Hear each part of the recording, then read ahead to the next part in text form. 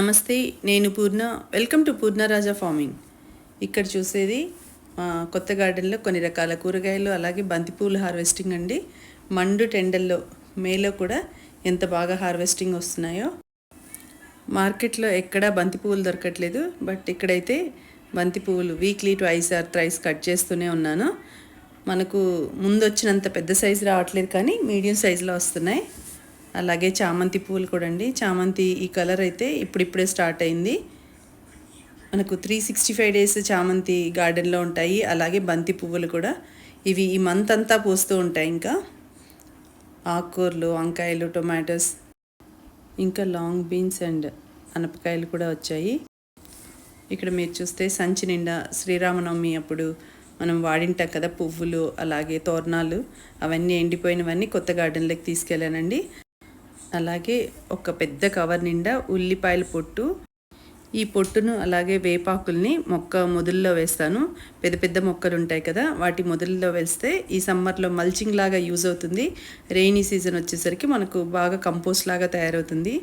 అలాగే కొత్తింటి నుంచి ఒక 5-6 బస్తాలు వేపాకులు కూడా తీసుకొచ్చాము. అవన్నీ మొక్కలకి మల్చింగ్ లాగా వేస్తామండి. రెయినీ సీజన్లో మనకి కంపోస్ట్గా మారిపోతుంది. ఈ వేపాకులు అయితే ఒక పెస్టిసైడ్గా యూజ్ అవుతాయి. మొక్కల్ని మనము సాయిల్లో ఉన్న జర్మ్స్ నుంచి కాపాడుకోవడానికి వేపపిండి వాడతాం కదా, అలాగే ఈ వేపాకులు కూడా సేమ్ వేలో యూజ్ అవుతాయండి. అన్ని ఆకులు సంచులకి ఎత్తిచ్చి ఇక్కడైతే వాడాము. ఈ కాస్మోస్ చూడండి ఎంత ఫ్రెష్గా ఉన్నాయో.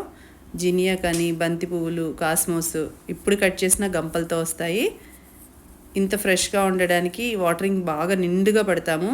మొక్కలన్నీ తడిపినట్టు పడితే మనకు ఫ్రెష్గా ఉంటాయి.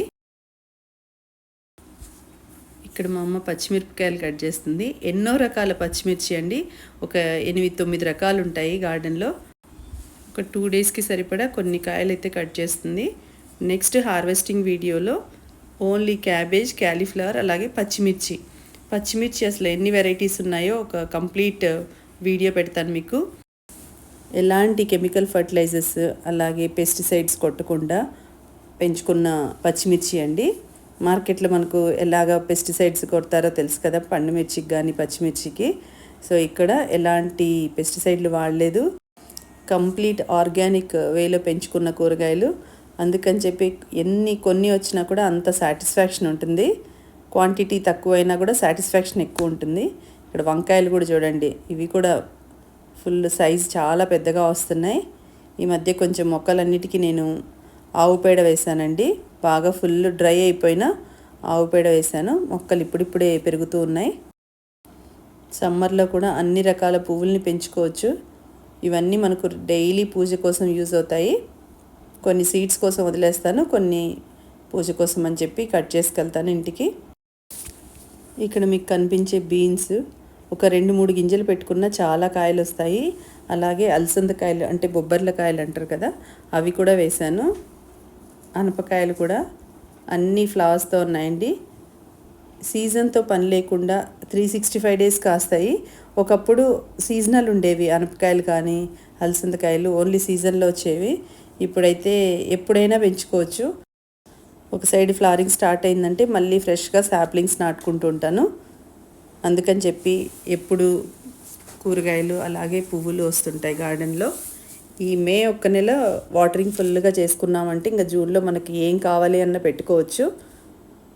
చాలా రేర్ వెరైటీ అయితే ఇక్కడ నెక్స్ట్ ప్లాన్ చేస్తున్నానండి. జూన్ నుంచి మొత్తం ఒక అందమైన పువ్వుల తోట తయారవుతుంది. వెజిటేబుల్స్ వచ్చి కొన్నే పెడతాను, అంటే ఇంట్లో వరకు. మొత్తం ఒక రంగుల ప్రపంచంలాగా ఉంటుంది ఈ ఏరియా. అంటే అన్ని రకాల ఫ్లవర్ ప్లాంట్స్ ఉంటాయి ఇక్కడ. జూన్లో ఫస్ట్ వర్షం పడగానే స్టార్ట్ చేస్తాను. ఈ వీడియో మొత్తం చూడండి. ఈ వీడియో ఎలా ఉందో కమెంట్స్లో చెప్పండి. అలాగే ఈ వీడియో కనుక మీకు నచ్చినట్లయితే నా కొత్త ఛానల్ పూర్ణ రాజా ఫార్మింగ్ ఛానల్ని సబ్స్క్రైబ్ చేసుకొని చూడండి. ఎప్పటికప్పుడు మీకు నోటిఫికేషన్స్ వస్తాయి. Thank you for watching my videos.